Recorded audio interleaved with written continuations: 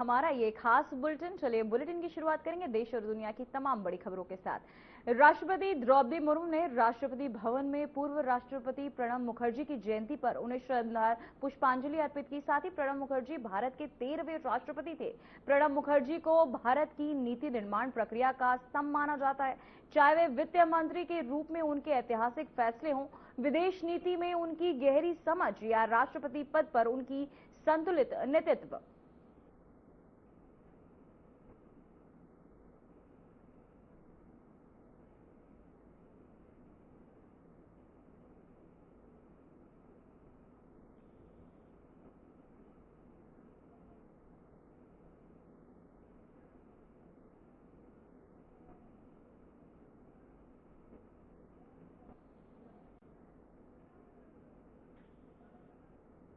तो वहीं आपको बताते चले, प्रणब मुखर्जी को श्रद्धांजलि अर्पित की गई, जिसे लेकर आपको बताते राष्ट्रपति द्रौपदी मुर्मू ने राष्ट्रपति भवन में पूर्व राष्ट्रपति प्रणब मुखर्जी की जयंती पर उन्हें पुष्पांजलि अर्पित की। प्रणब मुखर्जी भारत के 13वें राष्ट्रपति थे। आपको बता दें कि प्रणब मुखर्जी को भारत की नीति निर्माण प्रक्रिया का स्तंभ माना जाता है। चाहे वह वित्त मंत्री के रूप में उनके ऐतिहासिक फैसले हों, विदेश नीति में उनकी गहरी समझ। तो वहीं बिहार की राजनीति में एनडीए की शानदार जीत के बाद अब दिल्ली की सियासत में भी हलचल तेज हो गई है और इसी कड़ी में लोक जनशक्ति पार्टी की लोकसभा सांसद शांभवी चौधरी ने संसद भवन में केंद्रीय गृह मंत्री अमित शाह से मुलाकात की। इस मुलाकात को राजनीतिक रूप से बेहद महत्वपूर्ण माना जा रहा है। वहीं शांभवी चौधरी ने न सिर्फ एनडीए की जबरदस्त जीत पर अमित शाह को शुभकामनाएं दी, बल्कि बिहार के विकास से जुड़े मुद्दों पर भी लंबी चर्चाएं की। सूत्रों के मुताबिक मुलाकात के दौरान बिहार में चल रही योजनाओं की प्रगति, केंद्र से मिलने वाले सहयोग और भविष्य की विकास रणनीति पर भी विस्तार से बातचीत हुई। शांभवी चौधरी ने बिहार में बुनियादी सुविधाओं, सड़क, बिजली, रोजगार और महिला सशक्तिकरण को और मजबूत करने के लिए केंद्र से विशेष सहयोग की उम्मीद जताई।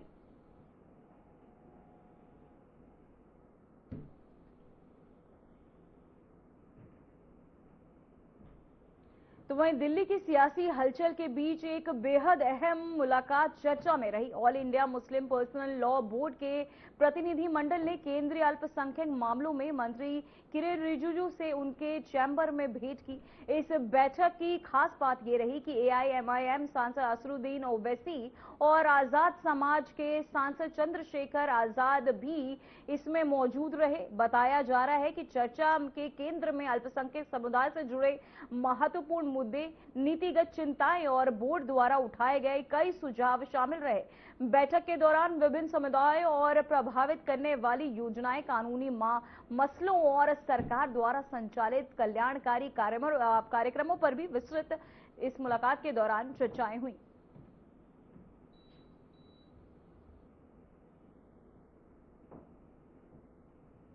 तो वहीं केंद्रीय उड्डयन मंत्री राम मोहन नायडू ने देश भर की हवाई उड़ानों से जुड़ी एक बेहद अहम रिव्यू मीटिंग की अध्यक्षता की।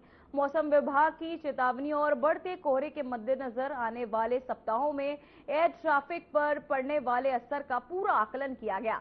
बैठक में मंत्री ने साफ साफ निर्देश दिए। सर्दियों में शेड्यूल में कोहरे वाले समय के लिए फुल प्रूफ तैयारियां होनी चाहिए। रनवे की विजिबिलिटी से लेकर एयरलाइंस ऑपरेशन, ग्राउंड स्टाफ की तैनाती से लेकर यात्री सुरक्षा, हर पहलू पर बारीकी से समीक्षा की गई।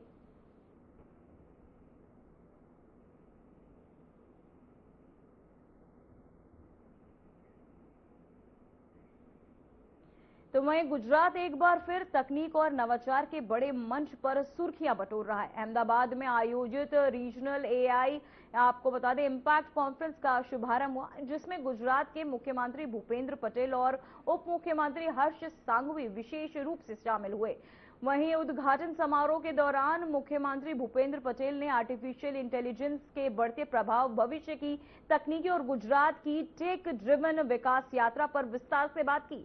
उन्होंने कहा कि आने वाला समय एआई आधारित नवाचारों का होगा और गुजरात सरकार उद्योग, शिक्षा और स्टार्टअप के साथ मिलकर राज्य को टेक्नोलॉजी का ग्लोबल हब बनाने की दिशा में तेजी से आगे बढ़ रही है।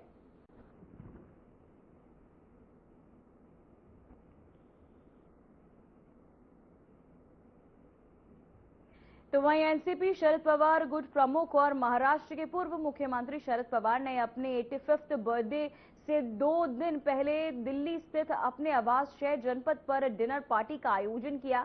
यह आयोजन सियासी गलियारों में एक महत्वपूर्ण शक्ति प्रदर्शन के तौर पर देखा जा रहा है, क्योंकि शरद पवार के इस पावर डिनर में राजनीतिक जगत, उद्योग जगत और संसद के कई बड़े नाम एक ही छत के नीचे दिखाई दिए। इस डिनर आयोजन में कांग्रेस नेता राहुल गांधी और प्रियंका गांधी वाड्रा शामिल हुए।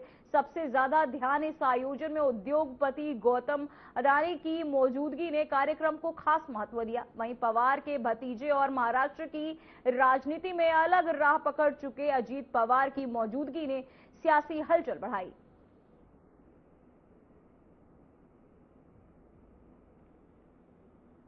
तो वहीं कोलकाता में दिलचस्प और जबरदस्त फैन मूवमेंट सामने आया है। वहीं Argentina football fan club Kolkata ने दुनिया के सबसे बड़े फुटबॉल आइकन लियोनेल मेसी से अपनी दीवानगी का अनोखा प्रदर्शन किया। मेसी ने मियामी वाले घर में और बहुकॉपी एक शानदार रेप्लिका कोलकाता में तैयार की गई। ये खास तैयारी मेसी के G8 इंडिया टूर से ठीक पहले की गई, क्योंकि 13 दिसंबर को मेसी कोलकाता पहुंचने वाले हैं। फैन क्लब का कहना है कि ये सिर्फ एक रेप्लिका नहीं, बल्कि मेसी के प्रति भारतीय फैंस के प्यार, जुनून और सम्मान का प्रतीक है। दिलचस्प बात यह है कि इस रेप्लिका में घर की बाहरी बनावट से लेकर सजावट तक हर चीज को मेसी के असली मियामी हाउस की तरह डिजाइन किया गया है।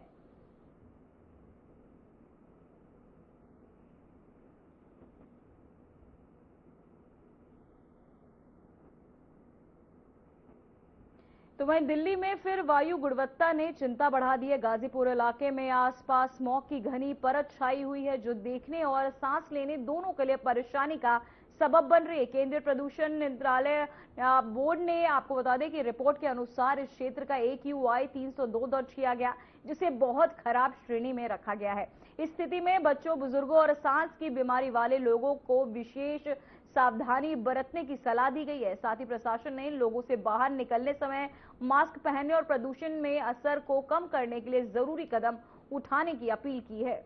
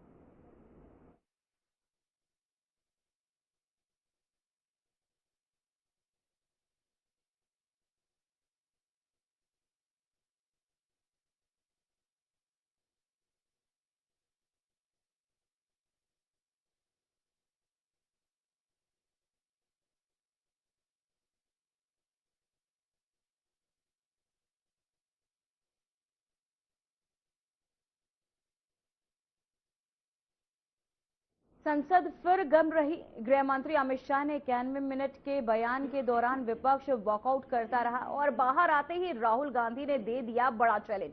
अमित शाह जी वोट चोरी खुली बहस कर लेते हैं कैमरों के सामने। इसके बाद मुद्दा बढ़ा CIC की नियुक्ति तक, जहां राहुल ने PM मोदी और अमित शाह के साथ हुई 1.5 घंटे की मीटिंग में अपना सहमति पत्र सौंप दिया। आज हम दिखाएंगे वो टकराव, वो बयान और वो 91 मिनट जिन्होंने पूरे राजनीतिक माहौल को हिला दिया। वो दिन जो साधारण नहीं था। लोकसभा की कार्रवाई शुरू हुई थी, लेकिन माहौल शुरू से ही बिजली की तरह कड़क रहा था। विपक्ष की नारेबाजी, सत्ता पक्ष के जवाब और बीच में इंतजार उस भाषण का जो गृह मंत्री अमित शाह देने वाले थे। 91 मिनट का वो भाषण जो राजनीतिक इतिहास में दर्ज हो चुका था। अमित शाह जैसे ही खड़े हुए, विपक्ष ने अपनी रणनीति खोल दी। पहले शोर, फिर वॉकआउट और फिर बाहर प्रेस कॉन्फ्रेंस। लेकिन शाह ने अपनी गति नहीं रोकी। उन्होंने चुनाव सुधार, राजनीतिक फंडिंग और लोकतंत्र की पारदर्शिता पर अपनी बात रखी। इसी दौरान आमने सामने आया राहुल गांधी का वो चैलेंज जिसने पूरे राजनीतिक गलियारों में हलचल मचा दी। ये 200 बार भी बहसकार करेंगे एक भी अवैध घुसपैठियों को इस देश में हम वोट नहीं देंगे। ये हमारे एनडीए का पॉलिसी है मान्यवर। डिटेक्ट मतलब ढूंढो, डिलीट करो, मतदाता सूची में नाम काटो और उनको डिपोर्ट करो। हम संवैधानिक प्रक्रिया कर डिटेक्ट, डिलीट और डिपोर्ट ये पूरा करेंगे। ये क्यों सदन छोड़कर भाग गए? मैं इनके सामने तो कोई बात भी नहीं कर रहा था, ना कांग्रेस पार्टी के सामने बात कर रहा था। मैं तो बात कर रहा था घुसपैठियों को देश के बाहर निकालने की। अब ये तो देखिए साहब,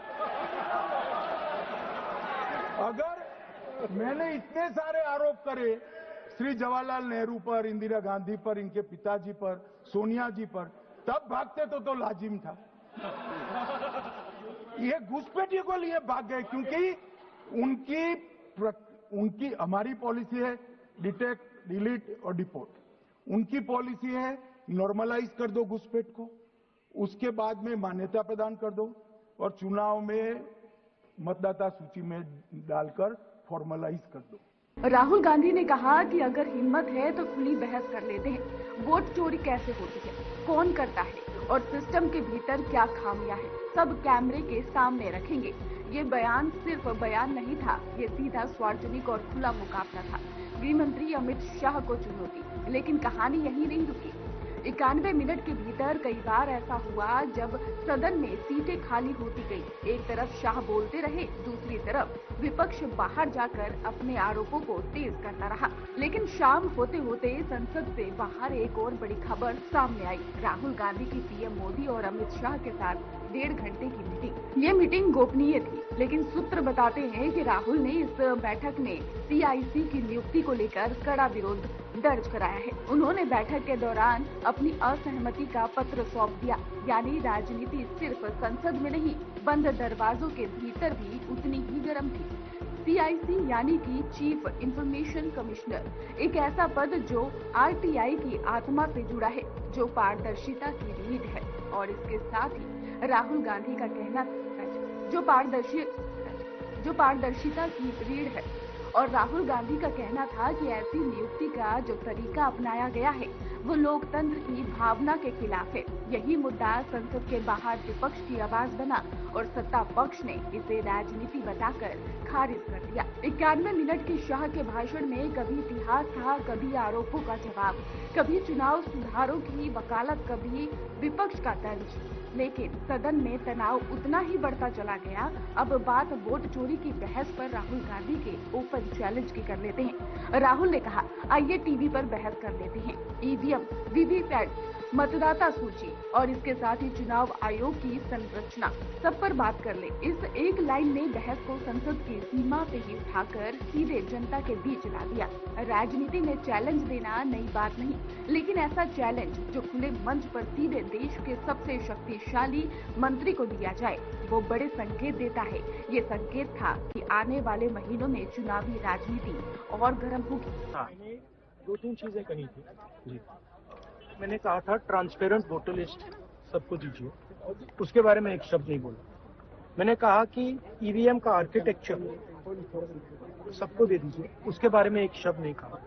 मैंने कहा था कि बीजेपी के नेता हरियाणा में और बिहार में वोट दे रहे हैं, उसके बारे में नहीं कहा। मेरे प्रेस कॉन्फ्रेंसेस में सॉलिड प्रूफ है, उसके बारे में कुछ बोला नहीं। सत्ता पक्ष का जवाब भी आया। उन्होंने कहा कि विपक्ष मुद्दों पर नहीं, भ्रम फैलाने पे लगा हुआ है। लेकिन विपक्ष का दावा है कि चुनाव सुधार तभी संभव होंगे जब सभी पक्ष खुले मंच पर बहस करने को तैयार हो। और इस पूरे विवाद के केंद्र में शाह के वो 91 मिनट और राहुल के वो 9 शब्द। आइए वोट चोरी पर खुली बहस कर लेते हैं। रात तक टीवी स्टूडियो गर्म और सोशल मीडिया पर ट्रेंड, राजनीति के हर गलियारे में चर्चा। क्या शाह इस बहस को स्वीकार करेंगे? क्या ये चुनौती असल राजनीति टकराव का ट्रेलर है? लेकिन इस पूरी कहानी का असली निचोड़ यही है कि संसद की एक बहस ने चुनाव सुधारों की चर्चा को नई दिशा दे दी है। ये टकराव यही नहीं रुकेगा, ये आने वाले महीनों को राजनीतिक तौर पर निर्णायक बनाने वाला है। तो ये थे संसद के वो 91 मिनट जिन्होंने सत्ता और विपक्ष के बीच टकराव की रेखा और गहरी कर दी। राहुल गांधी का सीधा चैलेंज, अमित शाह का लंबा भाषण और उसके बाद राजनीति राजनीतिक हलचल। ये बहस कब तक थमेगी, ये देखने वाली बात रहेगी। तो वहीं संसद के शीतकालीन सत्र का गुरुवार को 9वां दिन था। चुनाव सुधार, स्पेशल इंसेंटिव रिवीजन और आपको बता दें कि वोट चोरी जैसे मुद्दों पर आज भी दोनों सदनों में हंगामे के आसार है। इससे पहले चुनाव सुधारों पर चर्चा के दौरान विपक्ष के नेता राहुल गांधी ने गृह मंत्री अमित शाह को डिबेट के लिए चैलेंज कर दिया था। दरअसल इससे पहले आपको बता दें, शाह ने कहा था कि चुनाव सुधार पर चर्चा से बीजेपी के लोग भागते नहीं है। लोकसभा में दोनों के बीच इस पर तीखी बहस भी हुई। वहीं शाह ने राहुल गांधी के लोकसभा में पूछे 3 सवालों का जवाब भी दिया। इस दौरान सदन में 7 से ज्यादा बार हंगामा हुआ। आखिर में कांग्रेस ने सदन से वॉकआउट कर दिया। कल एक सवाल था जो हिंदुस्तान के इतिहास में पहली बार डिसीजन लिया गया कि इलेक्शन कमिश्नर्स को फुल फुल इम्यूनिटी दी जाएगी। ठीक है, ये है ना, इसका जवाब इसका पीठ में खत्म नहीं किया सर। इसके पीछे जो थिंकिंग थी वो हमें सबसे पहले बताएं। 3 दिन तक ईवीएम इलेक्शन कमीशन की ऑफिस में रखे कि कोई भी पार्टी आकर, कोई भी टेक्नोक्रेट आकर, कोई भी साइंटिस्ट आकर ईवीएम को हैक कर बता दे। ये तो गए ही नहीं, ये नहीं गए। मान्यवर, ये सिर्फ प्रेस में। तो वहीं लोकसभा में वंदे मातरम को लेकर चर्चा ने नया रूप ले लिया। कुछ सांसदों ने इसे केवल देशभक्ति का प्रतीक बताया, तो कुछ ने इसे मुसलमानों पर थोपे जाने की आलोचना की। वंदे मातरम पर लोकसभा में शुरू हुई इस चर्चा के बीच ये जानना अहम है कि आखिर वंदे मातरम का मुद्दा अचानक संसद तक पहुंचा क्यों। प्रधानमंत्री ने किस तरह राष्ट्रगीत को लेकर कांग्रेस को घेरा है, कांग्रेस ने इस मुद्दे का जवाब किस तरह दिया, और वंदे मातरम को लेकर जो विवाद है उसकी जड़ें कहां है, और आरोप प्रत्यारोप के बीच इस पूरे मामले की सच ही क्या है। भाई आइए देखते हैं, इसे लेकर हमारी खास रिपोर्ट। 1937 में राष्ट्रगीत वंदे मातरम के महत्वपूर्ण अंतरा हटा दिए गए थे। इससे विभाजन के बीज बोए गए। ऐसी विभाजनकारी मानसिकता आज भी देश के लिए एक चुनौती है। वंदे मातरम पर लोकसभा में विशेष चर्चा शुरू हुई। इस चर्चा की शुरुआत प्रधानमंत्री नरेंद्र मोदी ने की। पीएम ने वंदे मातरम को लेकर मोहम्मद अली जिन्ना के नेतृत्व वाली मुस्लिम लीग के विरोध का जिक्र और तत्कालीन कांग्रेस अध्यक्ष जवाहरलाल नेहरू की भूमिका पर सवाल उठाए। इसके साथ ही प्रधानमंत्री ने कहा कि कांग्रेस ने 1937 में वंदे मातरम पर समझौता कर लिया और मुस्लिम लीग के सामने घुटने टेक दिए। वंदे मातरम के टुकड़े कर दिए गए, जिसके बाद सियासी गलियारों में हलचल मच गई। हैदराबाद के AIMIM सांसद असरुद्दीन ओवैसी ने संसद में स्पष्ट किया, हम अपनी मां की इबादत नहीं करते, वतन हमारा है, लेकिन इसे देवी या भगवान के रूप में देखना संविधान के खिलाफ है। अगर सरकार जबरदस्ती करेगी तो ये कानून और लोकतंत्र के सिद्धांतों के खिलाफ होगा। वंदे मातरम को वफादारी का सर्टिफिकेट नहीं बनाया जा सकता। ओवैसी ने यह भी कहा कि मुसलमान भारत माता की पूजा नहीं करते, लेकिन देशभक्ति से उनके प्रेम में कोई कमी नहीं है। अवामी कानून की मुसन्निफ है, अवाम की मर्जी से सबसे बालातर है। अवामी हाकिम है। मुल्क किसी खुदा, देवी, देवता, मजहबी इलामत के नाम से नहीं चलता, ना मुल्क किसी एक मजहब की मिल्कियत है।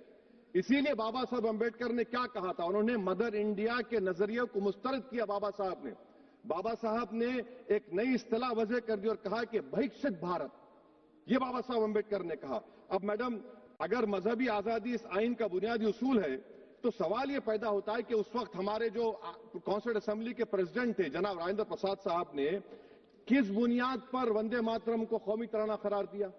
ना तो कोई सच रेजोल्यूशन है इसके बारे में। मैडम, मैं आपको बताना चाहूंगा कि जुडिशरी क्या कहती है। बीजू इमैनुअल केस है 1986 का, जिसमें जिहोवा विटनेस ने कहा कि मैं नेशनल एंथम के वक्त खड़े रहूंगी, पढ़ूंगी नहीं।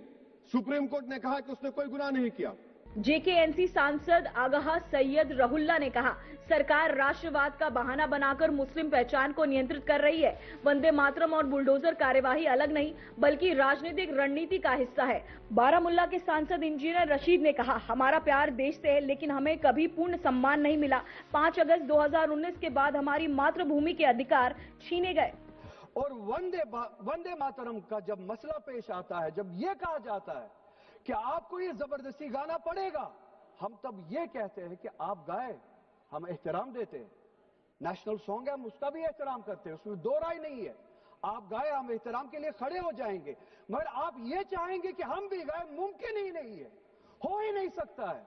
कैराना की सांसद इकरा हसन ने वंदे मातरम पर कहा, हम मुसलमान भारतीय हैं, चॉइस से गीत को थोपना या सांप्रदायिक रंग देना मूल भाव के खिलाफ है। पूर्व पीएम अटल बिहारी वाजपेयी ने इसे सम्मान पूर्वक गाने की परंपरा दी। मुस्लिम समुदाय ने कई नेताओं ने इसे स्पष्ट किया कि देशभक्ति और धर्म को अलग रखा जाना चाहिए। राष्ट्रगीत से परहेज करना देश से मोहब्बत नहीं बल्कि धर्म पर आधारित है। देती हूँ अध्यक्ष महोदय, लेकिन अब जरा यमुना का हाल देखिए। दिल्ली प्रदूषण नियंत्रण समिति की 2025 की रिपोर्ट बताती है कि यमुना के कई हिस्सों में बीओडी स्तर 127 mg पर लीटर है तक पहुंच चुका है, जबकि किसी जीवित नदी के लिए ये 3 mg पर लीटर से कम होना चाहिए। ये सिर्फ नदी का संकट नहीं है, ये किसान का संकट है। नमामि गंगे के नाम पर हजारों करोड़ रुपए खर्च हो गए, लेकिन सच्चाई ये है कि आज भी गंगा और यमुना के किनारे किसान मजबूरी में उसी जहरीली पानी से खेती कर रहा है। वही जहर अनाज में उतरता है और वही जहर किसान की जिंदगी को धीरे धीरे खत्म कर देता है।